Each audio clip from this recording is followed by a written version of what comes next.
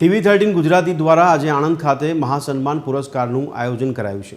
મોડાસા, ભરૂચ અને ગોધરામાં મળેલી ભવ્ય સફળતા બાદ TV13 ગુજરાતી દ્વારા ગોધરા ખાતે મહાસન્માન પુરસ્કાર કાર્યક્રમનું આયોજન કરવામાં આવ્યું હતું।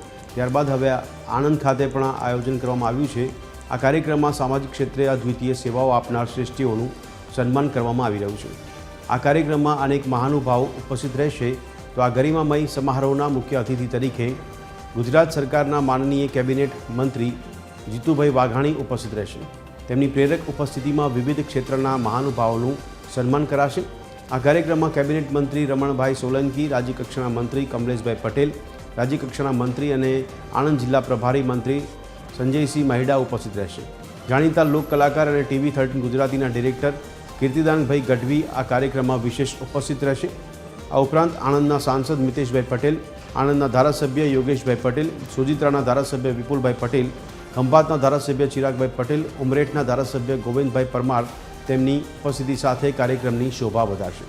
અન્ય મહાનુભાવોની વાત કરીએ તો આણંદના કલેક્ટર પ્રવીણભાઈ ચૌધરી, આણંદ મનપાના કમિશનર મિલિંદ બાપના, આણંદના જિલ્લા વિકાસ અધિકારી દેવાહુતિ, આણંદના પોલીસ અધિક્ષક જીજી જસાણી શોભામાં અભિવૃદ્ધિ કરશે।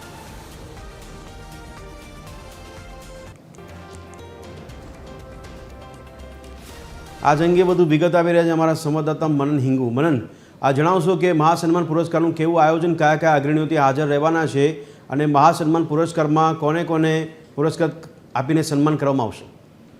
જી ભદ્રેશ, TV13 ગુજરાતી મહાસન્માન પુરસ્કાર આજે આણંદ શહેરની અંદર યોજાવાનો છે, જેની અંદર 21 જેટલા મહાનુભાવોને આજે એવોર્ડથી સન્માનિત કરવામાં આવશે। ખાસ કરીને જે સામાજિક ક્ષેત્રે જે ઉપયોગી બન્યા છે એવા લોકોને ખાસ કરીને એવોર્ડથી સન્માનિત કરવામાં આવશે। તેની સાથે જ જે લોકો અગ્રેસર હંમેશા કે જ્યારે પણ કોઈ આપત્તિ થતી હોય છે દેશ ઉપરના, ત્યારે પણ સેવાકીય પ્રવૃત્તિ સાથે અગ્રેસર રહેતા હોય છે તેવા તમામ 21 જેટલા શ્રેષ્ઠીઓનું છે તે સન્માન કરવામાં આવનાર છે। તેની સાથે જ આજે ગુજરાત સરકારના કેબિનેટ મંત્રી જીતુભાઈ વાઘાણી, કેબિનેટ મંત્રી રમણભાઈ સોલંકી, સાથે જ આણંદના પ્રભારી મંત્રી સંજયસિંહ મહેડા, કમલેશભાઈ પટેલ સહિત અહીંના ધારાસભ્યો સાથે કલેક્ટર અને પોલીસ અધિક્ષક સહિતના લોકો છે તે આજે ઉપસ્થિત રહી અને આ 21 જેટલા જે શ્રેષ્ઠીઓ છે તેમનું સન્માન કરવામાં આવનાર છે। જી મનન, ખૂબ ખૂબ આભાર સમગ્ર માહિતી આપવા બદલ।